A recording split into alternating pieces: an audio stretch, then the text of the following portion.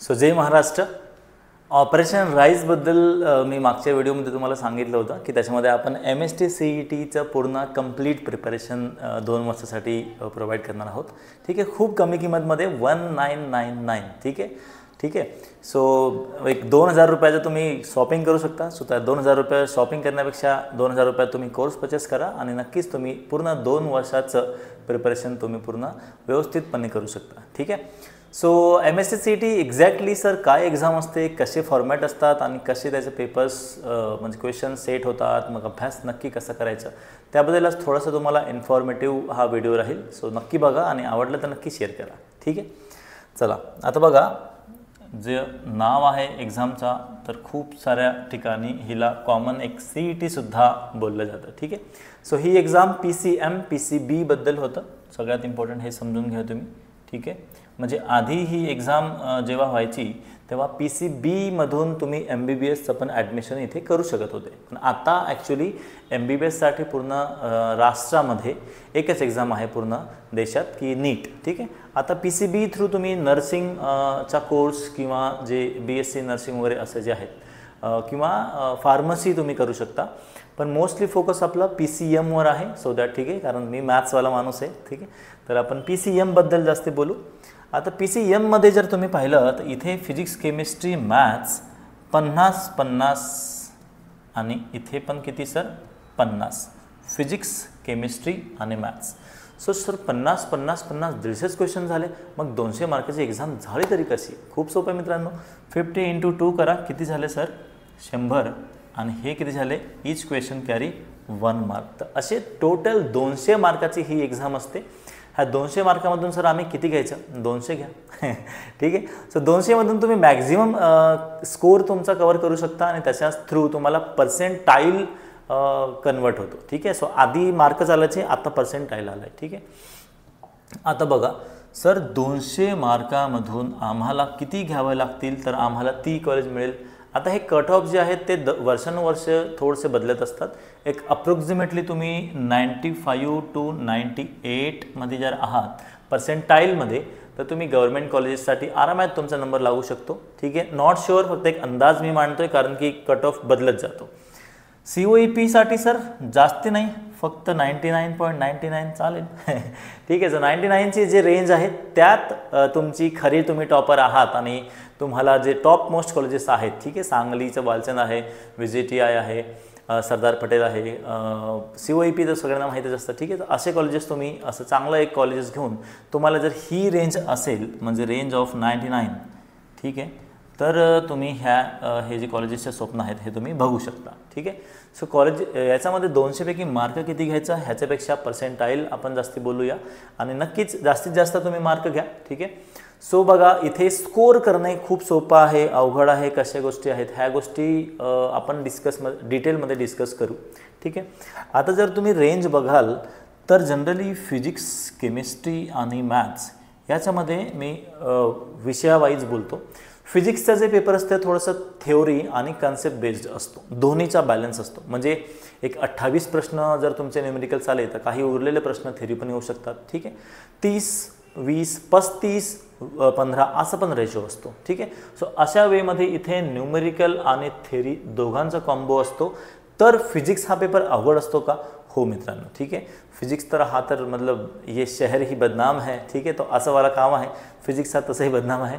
पण फिजिक्स न येण्याचा मागे रिझन सगळ्यात पहिले असतात त्याच्याबद्दल असलेली भीती, धास्ती. ठीक आहे. सो मनात जर धास्ती असले तर मार्क कसे जास्ती येणार. ठीक आहे. सो धास्ती करू नका. ठीक आहे. सगळ्यात पहिलं ह्याची भीती कमी करणे. डन. तर ही जी भीती आहे ही भीती तुम्ही कमी करा. मराठी थोडंसं होऊ शकते, भीतीचं इकडे तिकडे होऊ शकतं. याला इंग्लिशमध्ये आपण फोबिया म्हणू. कारण जर फोबिया असेल तर डोकं चालत नाही. ठीक आहे. तर डोकं तुम्हाला चालवावं लागेल आणि फिजिक्सला डोकं पाहिजे. केमिस्ट्रीचं थोडंसं एक मेमरी व्यवस्थित पाहिजे सर आणि कन्सेप्ट क्लिअर पाहिजे. तर कन्सेप्ट जनरली आपण न्यूमेरिकलमध्ये इथे लागतात. ठीक आहे. पण केमिस्ट्री हा सब्जेक्ट जो आहे मी 18 मिनिटात केलं होतं. माझा एक मित्र होता दर्पण ठाकरे, डॉक्टर्स आहेत ते आता. ठीक आहे. खूप मोठ्या ह्याच्यावर त्यांनी 15 मिनिटात केलं होतं. असा खूप साऱ्या गोष्टी आहेत की जे तुम्ही क्रॅक करून इथे जो वेळ, आता केमिस्ट्रीला सर वेळ किती द्यायला पाहिजे, एक 25 मिनिटात हा पेपर कंप्लीट होतो, ठीक आहे, येस टॉपच लोक करतात। याला जर आपण 25 मिनिटात दिलं तर उरलेला वेळ आपण इथे देऊ शकतो। म्हणजेच केमिस्ट्री हा विषय दोघांना एक हेल्पफुल आहे। केमिस्ट्री म्हणजे आपल्या जीवनात असलेले आपले मामा, जे आईकडून पण बोलत नाही आणि आपल्याकडून पण बोलत नाही, एक कुठेतरी मध्यम मार्ग ते निवडतात, ठीक आहे। सो तसं केमिस्ट्री आहे, म्हणजे स्कोरिंग सब्जेक्ट आहे, तुम्ही ह्याच्यात चांगला स्कोर करू शकता। तुम्हाला ह्याच्यात फक्त डेली रिव्हिजन आणि रीडिंग लागेल, तर केमिस्ट्रीसोबत तुम्ही MSc CETचा स्कोर 99 पर्यंत अजून लवकर पोहोचवू शकता, ठीक आहे। फिजिक्स केमिस्ट्री झालं, आता आपण मॅथ्सबद्दल बोलू। मॅथ्सला 50 क्वेश्चन्स असतात आणि क्वेश्चन्स थोडेसे प्रेडिक्टेबल असतात, तुम्ही त्या क्वेश्चन्सची प्रिडिक्टेबिलिटी अजून ओळखू शकता। फक्त मुद्दा असा आहे मित्रांनो की इथे तुम्हाला जो स्टेप्सवाला जे मॅटर आहे ते थोडासा फास्ट करावं लागेल, म्हणजे मॅथ्स नीड्स स्पीड, ठीक आहे। तर फिजिक्स कन्सेप्च्युअल आहे, केमिस्ट्री थोडंसं रिव्हिजनवाला सब्जेक्ट आहे आणि मॅथ्सला थोडंसं फास्ट काम पाहिजे कारण की क्वेश्चन्स लेंथी असतात। तर अशा प्रकारे 3 विषयांचा 3 रोल मी तुम्हाला एक्सप्लेन करून सांगितलं, ठीक आहे। आता आपण दुसऱ्या मुद्द्यावर येऊया, रोल ऑफ 11th, म्हणजे सर 11वीचा विषय कसा आहे। आता भावांनो, 11वीचा जो विषय आहे तो नक्कीच 11वीत आपण बाकीचे विषय करत असतो, बाकीचे मॅटर करत असतो, पण 11वीचा जो सिलेबस आहे तो मॅटर करतो, ठीक आहे। जनरली तुम्ही फिजिक्स केमिस्ट्री आणि मॅथ्स जर बघाल, अप्रॉक्सिमेटली 40% सिलेबस आपण असं म्हणू शकतो की तो CET मध्ये विचारला जातो। आणि बघा, ग्रॅव्हिटेशनचे कन्सेप्ट आहेत, युनिट्स अँड डायमेन्शन्सचे आहेत, motion in plane, laws of motion, electrostatic, हे कन्सेप्ट 11वीतच आहेत बेसिकली, जे 12वीला तुम्हाला अजून सोपं करतात, ठीक आहे। केमिस्ट्रीमध्ये जर तुम्ही बघाल तर केमिस्ट्रीचं नक्कीच जो आपण ॲटॉमिक स्ट्रक्चर म्हणतो, ठीक आहे, डाल्टन्सवाले जे थेरी आहेत बेसिकचं, नंतर अवॅगॅड्रो लॉज, ॲटॉमिक नंबर कसं काढणे, ॲटॉमिक मास कसं काढणे, नॉमेनक्लेचर करणे, ह्या सगळ्या गोष्टी ज्या अबोव प्रिन्सिपल आहेत, इलेक्ट्रॉनिक कन्फिगरेशन आहे, ह्या सगळ्या गोष्टी केमिस्ट्रीमध्ये जे आहेत ते 11वीतच आहेत, ठीक आहे। मॅथ्समध्ये सर सेट, लिमिट ह्या गोष्टी तेवढ्या महत्त्वाच्या नाही आहेत, ठीक आहे, पण जे डिफरन्सिएशन आहे ते 11वीत आपण सुरू करतो। आणि 12चा मोठा पोर्शन जो आहे, सिंहाचा वाटा, तो डिफरन्सिएशन इंटिग्रेशनने घेतलेला आहे। तर ह्याचं बेसिक आपण कॅल्क्युलसमध्ये 11वीत करतो, ठीक आहे। तर बेसिकली मला हे सांगायचं की 11वीचा सिलेबस महत्त्वाचा आहे, म्हणजे तुम्हाला जर MSc CET करायचं असेल तर डायरेक्टली 12वीत होणार नाही, 11वीपासून सुरू करणे हा योग्य आणि टप्प्याटप्प्याने जायचे एक बेटर प्लॅन राहील, ठीक आहे। तर 11वीचे फिजिक्समध्ये काही एक 6-7 लेसन्स आहेत, केमिस्ट्रीचे पण सेम एक रेंज आहे आणि ह्याचे पण एक रेंज आहे, म्हणजे काही लेसन्स जर तुम्ही इथून एकदम स्ट्रॉंगपणे केले, आणि सर आता प्लॅनिंग कशी ठेवायची, सप्टेंबर चालू होईल सर, सप्टेंबरमधून जर तुम्ही डिसेंबर जानेवारीपर्यंत जरी तुम्ही 11वीचं केलं एक 4-5 महिन्यात तरी सफिशियंट वेळ आहे 11वीचं पूर्ण संपायला, ठीक आहे। जान-फेबपासून तुम्ही 12वीचे चालू करू शकता, म्हणजे 11वीचा महत्त्वाचा आहे। मी तुम्हाला ॲनालिसिस पण देईल 11वीच्या सिलेबसवर जेव्हा फर्स्ट लेक्चर राहील तेव्हा, की एक्झॅक्टली 11वीच्या MSc CETच्या सिलेबसमध्ये काय काय कसं कसं असतं आणि किती लेसन्स करायचे आहेत, कोणत्या लेसनला किती वेटेज आहे, कसं प्रश्न येतात, सगळं सांगेल, ठीक आहे। तर आपण हे झालं 11वीबद्दल। म्हणजे सर आम्ही 11वीच्या स्किप करू शकतो का, नाही, नका करू, ठीक आहे। तुम्हाला बेसिकली 11वीचा जो सिलेबस किंवा क्वेश्चन्स आहेत दे आर लाईक, रस्त्यामध्ये आपण जाताना बघा चिप्स वगैरे ठेवतो जर्नी करताना, तर दे आर लाईक चिप्स, म्हणजे छोटे छोटे स्नॅक्स, ते तुम्हाला आनंदी ठेवतील, कॉन्फिडन्स तुमचा बूस्ट ठेवतील आणि सोपे प्रश्न असतात, सो तुम्ही त्यांना करून तुमचा कॉन्फिडन्स पेपरच्या टाईममध्ये वाढवू शकता, ठीक आहे। हे झालं 11वीबद्दल। सर 12वीचं जे सिलेबस आहे ते पूर्णच आहे का, हो, म्हणजे 12वी आता जेव्हा तुम्ही चालू कराल, समजा आपण जानेवारीपासून 12वीचं चालू करू, तर तिथून 12वी जानेवारीपासून ते सप्टेंबरपर्यंत पूर्ण 8-9 महिन्यामध्ये तुमचा सिलेबस पूर्ण वाइंडअप झालेला असेल, ठीक आहे सर। आता ह्याच्यामध्ये बघा फिजिक्सचे किती लेसन्स आहेत, केमिस्ट्रीचे किती लेसन आहेत, मॅथ्सचे किती लेसन आहेत, हे सगळं तुम्हाला ऑलरेडी माहिती आहे, इंडेक्समध्ये सगळं दिसून जाईल। फक्त प्रॉब्लेम असा आहे की जेव्हा तुम्ही 11वीचा तो विषय कराल तेव्हाच तुम्ही 12वी जंप करू शकता का, हो करू शकता। म्हणजे समजा तुम्ही 11वीचा इलेक्ट्रोस्टॅटिक केलं तर तुम्ही त्याला धरून 12वीचा इलेक्ट्रोस्टॅटिक करू शकता, पण त्यासाठी तुम्हाला 2 वर्षाची प्लॅनिंग एकासोबत तुम्ही नाही करू शकत, म्हणजे पहिलं 11वीचे करून घ्या आणि मग टप्प्याटप्प्याने सर तुम्ही 12वीचं करू शकता, ठीक आहे। सो असं दोघांचा वेगळा सिलेबस आहे, काही गोष्टी डिपेंडंट आहेत, काही गोष्टी डिपेंडंट नाही आहेत, तर तुम्हाला ते डिपेंडन्सी समजावे लागेल. ते समजवण्यासाठीच माझं काम आहे. ते मी समजून देईल की 11वीचा सिलेबस कशाप्रमाणे आपण संपवून 12वीला कनेक्ट करू शकतो. ठीक आहे, जे कनेक्टर्स असतात ते मी तुम्हाला सांगेल. ठीक आहे, आता बघा 12वीचं अभ्यास करताना आपण नुसतं MST CET करायचे सर, बोर्डाला पूर्ण अंधारात टाकून द्यायचं असं नसतं. म्हणजे जो स्टेट बोर्ड आहे हा फाउंडेशन आहे. बेसिकली सोप्या भाषेमध्ये जर सांगू ना, स्टेट बोर्डचा सिलेबस म्हणजे आजोबा आणि CETचा अभ्यास म्हणजे पॅरेंट्स. ठीक आहे, आणि जो रिझल्ट येईल तो तुम्ही. मला आजोबाच नाही आहेत, फक्त पॅरेंट्स आहेत. अरे असं होईल का? ठीक आहे, आजोबा असतील किंवा आजी असतील तर तुमचे पॅरेंट्स तुमच्या म्हणजे आयुष्यात येणार, आणि तुमचे पॅरेंट्स आहेत तर तुम्ही आयुष्यात येणार. म्हणजे बेसिकली आपण विदाऊट ग्रँड पॅरेंट्सने आयुष्यात येऊ शकत नाही, तसंच सिम्पली विदाऊट स्टेट बोर्डचा अभ्यास केल्याने आपण CETच्या अभ्यासाला सुरुवात करू शकत नाही सोप्याप्रमाणे. ठीक आहे, तर CETचा सिलेबस जे म्हणजे CETचा जो सिलेबस आहे तो बेसिकली स्टेट बोर्डाच्या सिलेबसपासून चालू होतो. ठीक आहे, म्हणजे सर स्टेट बोर्डचा सिलेबस जर तुम्ही पाहिलं तर त्या स्टेट बोर्डच्या सिलेबसचा वाचन किंवा त्याचा अभ्यास करणे म्हणजेच फर्स्ट स्टेप आहे CETचा अभ्यास करणे. ठीक आहे, जर मी फिजिक्सचा एक लेसन घेतलं रोटेशनल डायनॅमिक्स.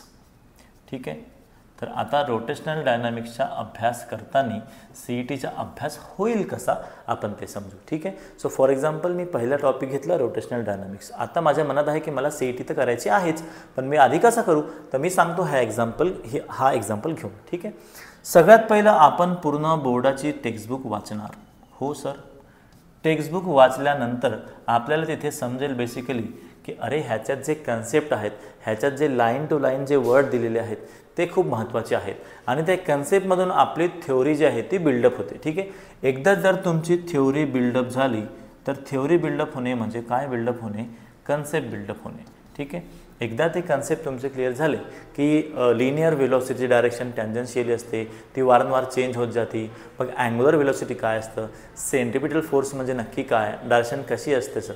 ठीक आहे, वेल ऑफ डेथ काय असतं सर, बँकिंग ऑफ रोड काय असतं, वर्टिकल सर्क्युलर मोशन काय असतं. ह्या सगळ्या गोष्टी जेव्हा आपण बघतो तर ह्या सगळ्या गोष्टी बोर्डाच्या पुस्तकामधून छान वेल डिटेल मॅनरमध्ये दिले आहेत. ते वाचून तुम्ही एक्झॅक्टली पूर्ण कंप्लीट करू शकता. ठीक आहे, सो पहिलं तुम्ही थिअरी समजली, नंतर सर दुसरा जो स्टेप असेल कन्सेप्ट समजायचा, तो माझा काम आहे, ते मला करू द्या. तुम्हाला कन्सेप्ट समजवणे. ठीक आहे, त्यासाठी तुम्हाला पुस्तकाची गरज नाही, तुम्हाला फक्त आमच्या यूट्यूब चॅनलची आणि ह्या कोर्सची गरज आहे. ठीक आहे, नंतर पहिलं झालं बोर्डाचा टप्पा. आता दुसरं, जेव्हा तुम्ही ह्याचे न्यूमरिकल्स करता तेव्हा न्यूमरिकल्स अप्लाय करायची जी एक आपण म्हणतो ना कॅपॅसिटी किंवा पोटेन्शियल, ते डेव्हलप होते. म्हणजे फॉर्म्युले अप्लाय करायचे की एक्झॅक्टली कोणता फॉर्म्युला कधी वापरायचा, मग गिवन कसं लिहायचा, कॅल्क्युलेशन कसे करायचे, आणि हळूहळू बेसिकली बोर्डाची थिअरी आणि न्यूमरिकल करत बेसिक आपला जो इंटेन्शन आहे की सर फॉर्म्युले समजणे आणि त्यांना लर्न करणे. ठीक आहे, ही गोष्ट इथून ह्या दोन गोष्टीमधून होऊ शकतं. आता बघा, तुम्हाला ना इथून बोर्डाची प्रिपरेशन करायला सांगत नाही आहे मी, पण तुमचं जे बेसिक कंटेंट आहे, सिलेबस आहे, त्या गोष्टीला धरून आपण कसं व्यवस्थित प्रिपेअर करू शकतो त्याच्याबद्दल मी इथे बोलतो. आता हे करता करता माहिती आहे का काय होईल, तुम्हाला एक प्रश्न येईल, अरे पण CETचा सिलेबस नक्की असतो तरी काय, CETचा नक्की काय पोर्शन आहे. मग थर्ड स्टेप येतं आपलं CETचे पहिले PYQ बघणे. PYQ मधून तुम्हाला अंडरस्टँडिंग एक होईल की हो ह्याचं कंटेंट थोडासा वेगळा आहे, ह्याच्यात फॉर्म्युले जरा वेगळे आलेले आहेत, पुस्तकात ही गोष्ट दिली नाही आहे. तर ती जी गोष्ट आहे तुम्हाला समजवण्याची ती कोण करेल, PYQ म्हणजे सर प्रिव्हियस इयर क्वेश्चन्स. ठीक आहे, CETचा एक मोठा गुरु आहे आणि तो म्हणजे PYQ. प्रिव्हियस इयर क्वेश्चन्स तुम्हाला सांगतील नक्की की कोणत्या प्रकारचे क्वेश्चन्स येतात, कसे क्वेश्चन्स करायचे, कोणती थेरी जास्ती वाचायची आणि कोणती थेरी सोडायची. इथून हळूच तुम्हाला तिसऱ्या स्टेपमध्ये समजेल की ओके आता मला बोर्डाचं थोडंसं एक वेगळं ठेवावं लागेल आणि CETचं आता वेगळं करावं लागेल. मग त्या तिसऱ्या स्टेपला आपण एक्झॅक्टली मानू की तुम्ही आता CETचं प्रिपरेशन सुरू केलं आहात. ठीक आहे, सो तिसऱ्या स्टेपबद्दल आपण थोडंसं डिटेल समजू. सगळ्यात पहिले सगळे थेरी वाचून जे तुम्ही कन्सेप्ट समजले त्याचे एक शॉर्ट नोट्स बनवणे. ठीक आहे सर. आता एकदा तुम्ही शॉर्ट नोट्स बनवले की तुम्हाला वाचायला आणि रिव्हिजन करायला ते बरं जाईल. फॉर्म्युलाची एक लिस्ट बनवून घेणे. हो, फॉर्म्युलाची लिस्ट बनवलं सर. आम्ही ह्या सगळ्या गोष्टी तुम्हाला शिकवू. ठीक आहे, की कसं बनवायचं, कोणतं फॉर्म्युला शोधायचं, कुठून आणायचं, सगळं कसं लिहायचं, नोट्स कसं दिसायला पाहिजे, सगळं शिकू. ठीक आहे. थिअरी, कन्सेप्ट, शॉर्ट नोट्स, फॉर्म्युले. आता हळूहळू आपण काय करू मित्रांनो, MCQ सॉल्व करायला सुरू करू. ठीक आहे. आता MCQ म्हणजे कसं, MCQ वाचताना सगळ्यात पहिलं क्वेश्चन्स कसे वाचायचे, कोणत्या कीवर्डला कसं लक्षात ठेवायचं, कोणत्या शब्दांमुळे कसा फॉर्म्युला पलटतो, त्या सगळ्या गोष्टी आपल्याला अंडरस्टँड कराव्या लागतात. तर सगळ्यात पहिलं आहे MCQची रीडिंग टेक्निक. म्हणजे MCQ सॉल्व करताना एक्झॅक्टली तुम्हाला ते वाचायचं कसं ते शिकावं लागतं. तुम्हाला मी एक्झाम्पलसोबत समजवेल की एक्झॅक्टली MCQ कसे वाचायचे. समजलं का. एखादा जर कीवर्डमध्ये स्टार्ट्स फ्रॉम द रेस्ट असा जर कीवर्ड असेल, याचा अर्थ काय असतो सर, म्हणजेच त्याची इनिशियल व्हेलॉसिटी काय आहे, 0 आहे. समजलं का. युनिफॉर्म जर शब्द आलं असेल, ठीक आहे, कोणता शब्द सर, युनिफॉर्म, म्हणजेच त्याची डेन्सिटी जी आहे, दोन्ही साईडची डेन्सिटी काय आहे, सेम आहे.